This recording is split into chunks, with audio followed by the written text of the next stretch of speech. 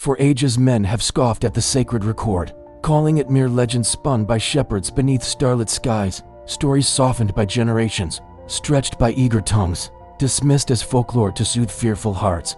But in the sun-scorched deserts of ancient Jordan lay a silent witness, a stone buried beneath centuries of dust and disdain, waiting, patient, untouched by the pride of men. It was not hewn by prophets nor etched by priests, but by the hand of an enemy king, a ruler who warred against Israel and scorned her God, yet in mocking triumph unwittingly carved eternity into stone.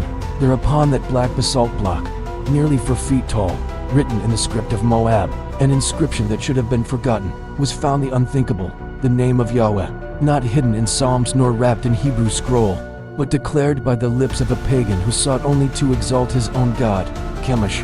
Why would he record the God of Israel?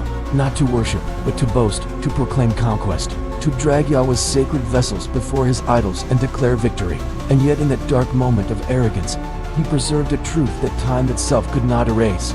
For in the year 1868 a wandering missionary stumbled upon the ruins of Taban, and discovered the Meshestel, the Moabite stone, and there it was line upon line recounting battles, also written into kings, naming real kings, real cities, real wars, echoing scripture with the voice of an adversary.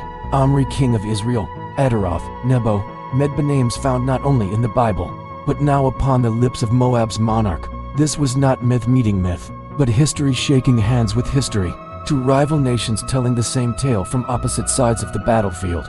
And when conqueror and conquered remember alike, when the victor who has every cause to distort still speaks the names your own records declare, then truth stands unchallenged, like a banner unfurled upon the hills. Even more startling, this king did not question Yahweh's reality. He did not scoff that Israel's God was fantasy. No, he treated him as a genuine foe to be subdued and humiliated. And I took the vessels of Yahweh, he boasted, and I dragged them before Chemosh. Not an invented God, not a late priestly fiction, but Yahweh, the very name used over 6,000 times in scripture, alive in the mouths of Israel, as fiercest enemies 300 years before the Babylonian exile that skeptics claim invented him. How can Yahweh be myth if even his foes feared him? This stone was not written to defend Israel's God, but in scorning him, it made the strongest defense of all hostile corroboration. For when your enemies confess your history, their grudging witness outweighs all friendly testimony. The stones themselves cry out, just as Jesus declared in Luke 19:40, that if men fall silent, the stones will proclaim, and so they do. This Moabite relic, meant to glorify Chemosh, stands instead as a monument to Yahweh's enduring name, carved not in parchment that might rot, but in stone that laughs at the passing of centuries. Empires rose and fell, their gods vanished into shadows, their victories lost to dust. Yet this inscription remains, preserving Yahweh's name across millennia. And as we hold it in our modern hands, we are confronted by a God who cannot be erased. He stands outside our doubts, outside our revisions and clever theories, unchanged by the cold logic of skeptics. The very stones testify that Yahweh was worshipped, honored, feared by friend and foe alike long before the scribes of exile ever penned their words.